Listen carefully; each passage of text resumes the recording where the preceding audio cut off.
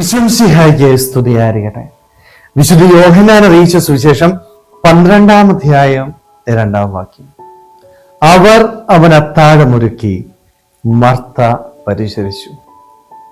പെസഹായ്ക്ക് 6 ദിവസം മുൻപ് ഈശോയ്ക്ക് അത്താഴമൊരുക്കി പരിചരിക്കുന്ന മർത്തായെ വിശുദ്ധ ഗ്രന്ഥത്തില് നമ്മൾ കാണുകയാണ്.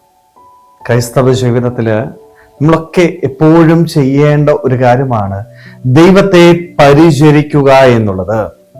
ദൈവത്തെ നമ്മുടെ ഭവനത്തിലേക്ക്, നമ്മുടെ വ്യക്തിപരമായ ജീവിതത്തിലേക്ക് സ്വീകരിച്ച് അവന് വേണ്ടത് ഒരുക്കി കൊടുത്ത് അവന്റെ കൂടെയായിരുന്ന് അവനെ പരിചരിക്കുക എന്നുള്ളത്.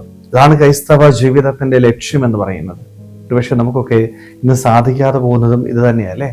ദൈവത്തിന് വേണ്ടത് കൊടുക്കാനായിട്ട് നമുക്ക് സാധിക്കുന്നില്ല. നമ്മുടെ നേട്ടങ്ങൾക്ക് വേണ്ടി, നമ്മുടെ ലക്ഷ്യങ്ങൾക്ക് വേണ്ടി നെട്ടോട്ടം ഓടുമ്പോൾ, ഭൗതിക സുഖങ്ങളുടെ പിന്നാലെ ഞാൻ ഓടുമ്പോൾ പലപ്പോഴും എൻ്റെ ദൈവത്തിന് വേണ്ടത് കൊടുക്കാനായിട്ട് എനിക്ക് സാധിക്കാതെ പോവുകയാണ്. ദൈവത്തെ പരിചരിക്കാനായിട്ടോ ദൈവത്തിന്റെ ഇഷ്ടത്തിനനുസരിച്ച് ജീവിക്കാനായിട്ടോ നമുക്ക് സാധിക്കുന്നില്ല. നമ്മുടെ ജീവിതത്തിലേക്ക് ദൈവത്തെ ക്ഷണിക്കാനായിട്ട് പറ്റുന്നില്ല. എന്തുകൊണ്ടാ? ദൈവത്തെ എൻ്റെ ജീവിതത്തിലേക്ക് എനിക്ക് ക്ഷണിക്കണമെങ്കിൽ എൻ്റെ ഇഷ്ടങ്ങളും എൻ്റെ ആഗ്രഹങ്ങളും ഞാൻ മാറ്റിവെക്കേണ്ടതായിട്ട് വരും.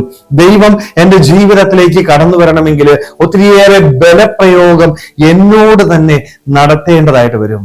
ഈ ഭൂമിയിൽ വിശുദ്ധിയോടുകൂടി ജീവിച്ചാൽ മാത്രമേ എൻ്റെ ദൈവത്തെ എൻ്റെ ജീവിതത്തിലേക്ക് ക്ഷണിക്കാനായിട്ട് പറ്റത്തുള്ളൂ. അവൻ ഇഷ്ടമനുസരിച്ച് ശുശ്രൂഷിക്കാനായിട്ട് സാധിക്കത്തുള്ളൂ. സ്നേഹമുള്ളവരെ, ക്രൈസ്തവ ജീവിതത്തിന്റെ ഈ ഒരു ലക്ഷ്യം നമ്മുടെ ജീവിതത്തിൽ എത്രമാത്രം നിറവേറ്റാനായിട്ട് നമുക്ക് സാധിക്കുന്നുണ്ട് എന്ന് നമ്മളൊക്കെ ഒന്ന് ആത്മശോധന ചെയ്യണം.